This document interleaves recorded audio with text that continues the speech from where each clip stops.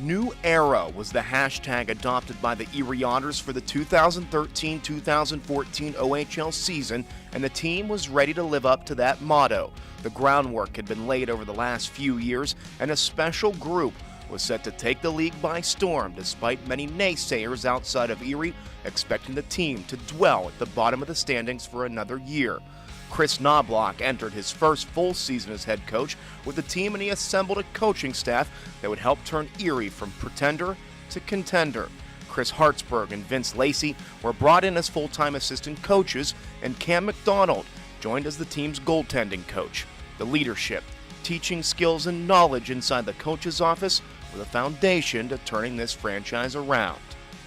There was a lot of buzz around training camp as the team assembled with a few new additions. The Otters traded for veteran overage forward Michael Curtis from the Belleville Bulls before camp started.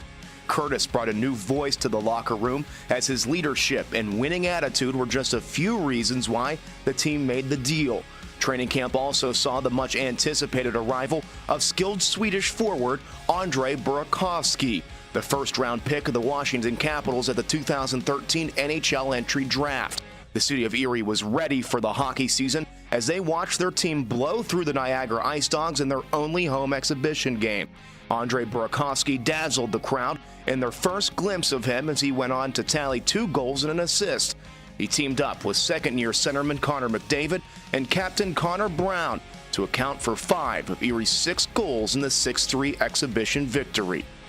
The Otters made one last tweak to their roster before the regular season started by bringing in defenseman Corey Genovese from the Sudbury Wolves in early September. Genovese is known as one of the toughest players in the OHL, with his grit and tenacity a welcomed addition to the blue line. Erie also welcomed back a host of players from NHL camps as the new campaign began on the road with a 5-game trip. The Otters returned from the road after a small stumble out of the gate, going 2-2-1 in their opening road trip. All eyes in Erie were on the team for the grand reopening of the Erie Insurance Arena on October 5th after its multi-million-dollar facelift. The Otters didn't disappoint, entertaining the crowd of 5,711 as they piled it on the North Bay Battalion. Andrei Burakovsky recorded a 5-point night in the 8-4 home opening win, as Connor Brown and Dane Fox each recorded a pair of goals and assists for 4 points on the night. The team picked up a lot of momentum from the home opener as they took an assault on the league standings during the month of October. The Otters didn't lose a single game during that month, going a perfect 10-0. Erie continued their tear through November as the team went on to win a team record 11 games in a row. The October streak brought some league recognition to the Otters. Connor McDavid was named OHL Player of the Month for October as he recorded 19 assists and 23 points in the 10 games played. Oscar Dansk was also named Goaltender of the Month for October as he posted an 8-0 record with a league-low goals against average of 1.75 and a save percentage of .921. Despite the strong month of October, it seemed the Otters still weren't being taken seriously as a power in the Western Conference. In the midst of their winning streak, the Otters put the entire OHL on notice when they made their first trip to London on October 25th. In front of a capacity crowd at the Budweiser Gardens, the Otters proved they were a force to be reckoned with. Dane Fox put the Otters up 1-0 with a power play goal a little over 2 minutes into the game. Max Domi tied the game late in the first, but it was Erie who owned the final 40 minutes. Erie fired 36 shots over the next 2 periods to power their way through the Knights.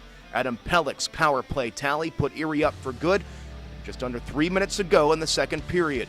Michael Curtis would get on the board in the second as well, as the Otters notched 4 unanswered goals on their way to stunning the London Knights at home 5-1. The OHL was now on high alert for the team in Erie, Pennsylvania. That special month sent the Erie Otters into the voting for being one of the best teams in the entire Canadian Hockey League. The October 30th rankings came out with the Otters leaping into the 5th spot from out of nowhere. That marked the first time Erie popped up in the CHL Top 10 in 11 years. The Otters would march their way to the top ranking in the CHL standings by December and hold the number 1 spot into the new year from December 4th to January 2nd. It marked the first time the Otters were among the top of the CHL rankings since the 2000-2001 season. Erie continued to roll into November, winning 11 of their 13 games during the month. Dane Fox broke out during November, scoring a league-high 15 goals and tallying 29 points in 13 games. Fox was named OHL Player of the Month for his efforts, but he wasn't the only Otter to get recognized by the league. Devin Williams stepped in for Oscar Dansk during November as the Swedish goaltender battled a minor injury. Williams posted a perfect 9-0 record with 2 shutouts and a goals against average of 1.95 and a save percentage of .925 as he was named the league's goaltender of the month. November also provided what may have been the most dramatic comeback Erie has seen in a long time.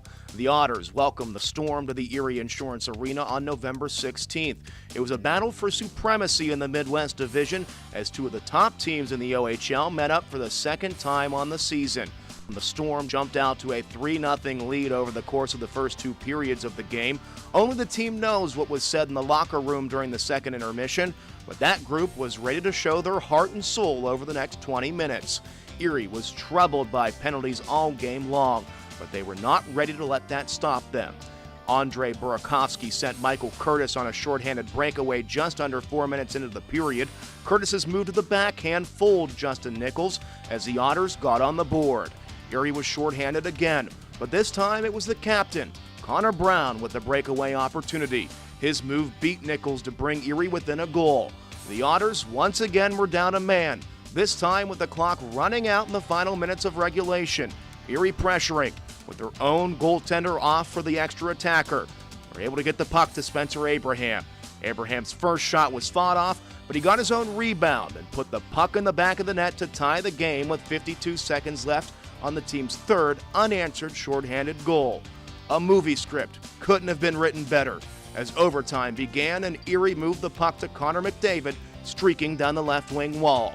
McDavid unleashed a seeing-eye shot that blew by Nichols on the short side to complete the comeback as the Otters won 4-3.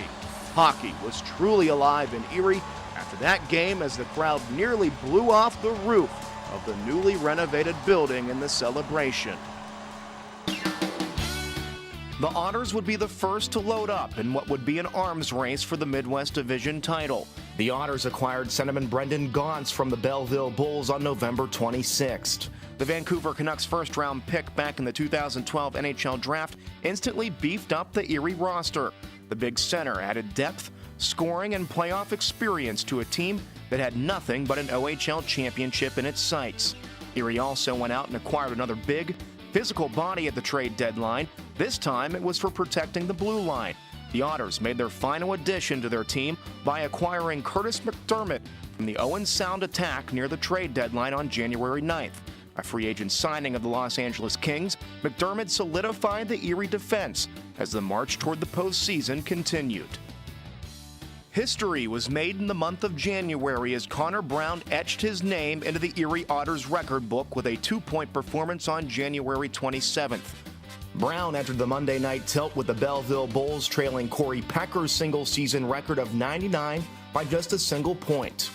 Brown set up Dane Fox for a power play goal midway through the second period to tie that single-season record of 99 points. Then, late in the third period, Brown sealed the game with an empty net goal to break Pecker's record and become the first Erie Otter to ever hit 100 points in one season.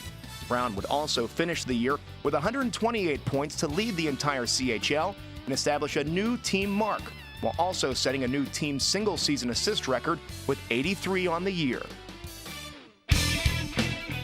Connor Brown was named OHL Player of the Month for January, the third member of the team to win it on the season. Adam Pelech was also recognized by the league as Defenseman of the Month, the first time an Otters defenseman was ever recognized for such honor. Pelech returned from Sweden after playing with Team Canada at the World Junior Championships to lead all Blue Liners with 17 points during the first month of the new year. Connor Brown wasn't the only one setting records for the Erie Otters this past season. Overage forward Dane Fox had one last ride in the league, and everyone could tell he was set to make it a memorable one. Fox's goal-scoring pace made it seem like it was going out of style as he entered January with a chance to become just the second Otter in team history to eclipse the 50-goal plateau. Dane, he did it in style, tallying a hat trick on January 12th against the Windsor Spitfires to get goals number 49, 50, and 51. Fox was just then 2 goals away from Corey Pecker's single-season goal-scoring record of 53. He would tie the record on the road at Owen Sound on February 1st, setting up the opportunity to break the record at home. On February 6th against Saginaw, Dane Fox was keyed in solidifying himself in Erie Otters history. Connor Brown would set up Fox on the power play midway through the third to notch his 54th goal of the season. He'd finished the year with 64 goals to lead the entire CHL. With a playoff spot clinched for the first time since 2011, the end of the regular season was all about positioning for the Western Conference standings. The Erie Otters ended the year on an 8-game winning streak to secure the 3rd spot in the conference and clinch home ice advantage for the first round of the playoffs. Erie outscored their opponents 53-18 during their season-ending streak, scoring 5 or more goals in 5 of those victories. Andrei Burakovsky and Dylan Strome were named Player of the Month and Rookie of the Month, respectively, for their performances in March to close out the regular season. The team was recharged for the postseason as they were off to the Western Conference quarterfinals to host the Saginaw Spirit. It had been 3 years since Erie had seen playoff hockey in its home building. The Otters welcomed the Spirit in for a first-round matchup that many people expected to see Erie walk all over the visitors. But Saginaw and goaltender Jake Patterson came ready to play. The Spirit jumped out to a 2-0 lead early in Game 1 as the Otters looked to find their game in the playoffs. Connor Brown would wake up the team with a power play goal under 5 minutes left to play in the first to get Erie on the board. Andrei Burakovsky would tie the game on a power play goal at 6:25 of the second period, only to see Saginaw reclaim the lead late in the second. The Otters were no stranger to comebacks on home ice, though, as they looked to do it again in the third period. Burakovsky would tie the game in the third, setting up Dane Fox's game-winning power play goal with under 2 minutes to play. With a 1-0 series lead, Erie looked to hold home ice advantage in Game 2 the next night. The Otters jumped out to a 2-0 lead on goals from Burakovsky and Fox, but Saginaw spirited their way back. The visitors would tie the game at 3 near the end of regulation to force overtime. Overtime, well, it needed a hero. And for the second straight night, Dane Fox would be the man. McDavid feathered a pass in front to Fox for the overtime game winner, sending Erie to Saginaw with a 2-0 series lead. Game 3 saw the Spirit push back as they bested the Otters 7-6 in a high-scoring affair that needed another overtime to find a winner.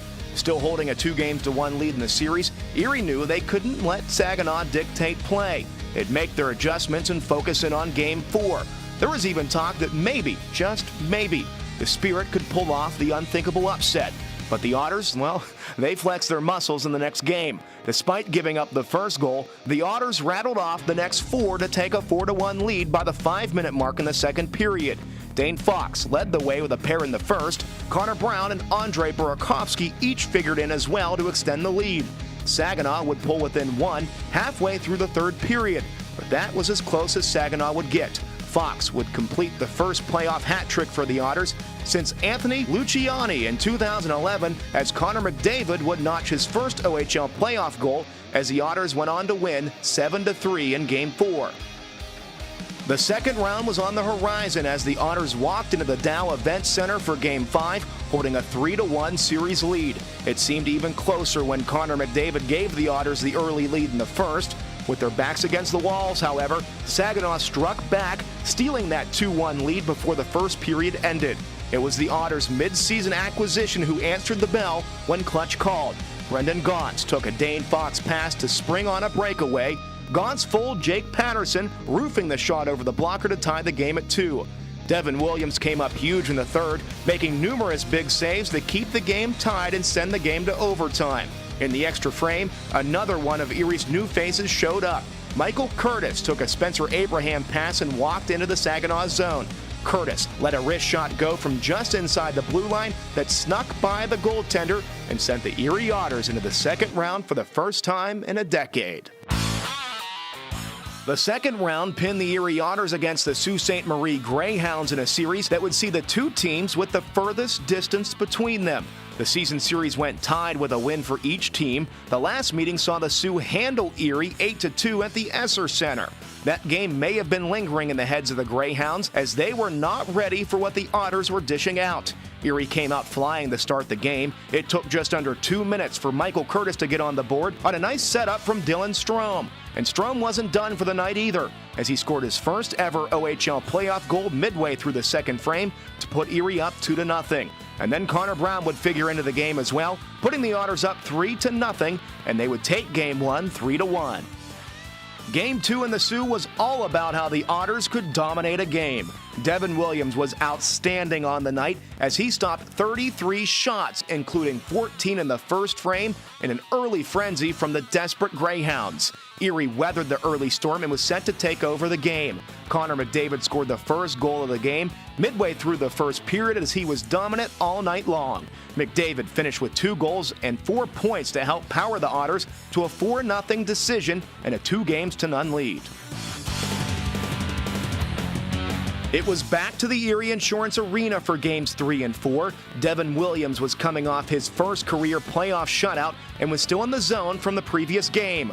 Williams was a stone wall for Game 3. He stopped another 29 shots on his way to his second straight shutout. The Otters got the game-winning goal from an unlikely source. It was defensive defenseman Troy Donnet. He wired home his first playoff goal at 6:13 of the second period to put the Otters on top. Andre Burakovsky added some insurance with less than 2 minutes left to go in the third to send the Otters to a commanding 3-0 lead over the Hounds. Sault Ste. Marie had their backs against the wall as they were facing elimination the next night in Game 4. Erie had a conference final berth on their mind, but it was the Greyhounds who rushed out of the gate to take an early 1-0 lead 5:49 into the game, ending Devin Williams' Erie Otters postseason record for shutout sequence at 129 minutes and 35 seconds. The Sioux added another in the second period to go up 2-0, but if the season proved anything, it was that this group of Otters, never gave up. Connor Brown would redirect a Curtis McDermott centering pass behind Matt Murray to get the Otters on the board. And then, midway through the third period, Andre Burakovsky would finish off a net front scramble, poking a loose puck past Murray to tie the game at 2 and send it to overtime. One goal would send the Otters to the Western Conference Final and avoid another trip up to the Sioux. In the extra frame, the Otters would break out of their own zone with Joel Weigel and Brendan Gauntz. Gauntz would hand off to Weigel, who would charge into the offensive zone. And then Weigel, on a 2-on-1 rush, elected to take the game himself as he stick-handled into the slot and lifted a backhand shot past Murray to complete the first series sweep in Otters history and punch the team's ticket to the conference final for the first time since 2002. The Western Conference Final did not fall the way Erie and the Otters wanted. The Otters dropped the first 3 games to the Guelph Storm and faced a 3-0 hole on home ice in Game 4. But the Otters again showed their heart and desire as they gave the Erie faithful one last show at the Erie Insurance Arena. The group was facing a 1-goal deficit early in the game, but it didn't faze them. The Otters rallied, scoring the next 3 goals as part of a 4-goal period for the home team. Dylan Strome tied the game at 1. Then Connor Brown jumped into the mix with his 7th goal of the playoffs. Joel Weigel would chase goaltender Justin Nichols from the cage with his tally at 12:11 of the first.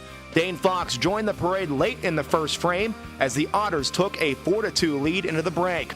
Brown would add an empty net goal as the Otters sent the Erie crowd home with a winner from the Erie Insurance Arena. The Erie Otters took a giant leap forward in the 2013-2014 season in what was one of the largest turnarounds in OHL history. From cellar dweller to top 3 in the conference, this group of Erie Otters was out to prove to a league that they were the real deal. The season carried many special moments for all involved as numerous team records were broken and individuals received the credit they deserved. 2013-2014 marked the best single season in Otters history with a franchise record 52 wins, 106 points, 30 home wins, most goals scored at 312, least goals allowed at 170, most shutouts in a year with 11, and 150,588 fans in attendance over the course of the season.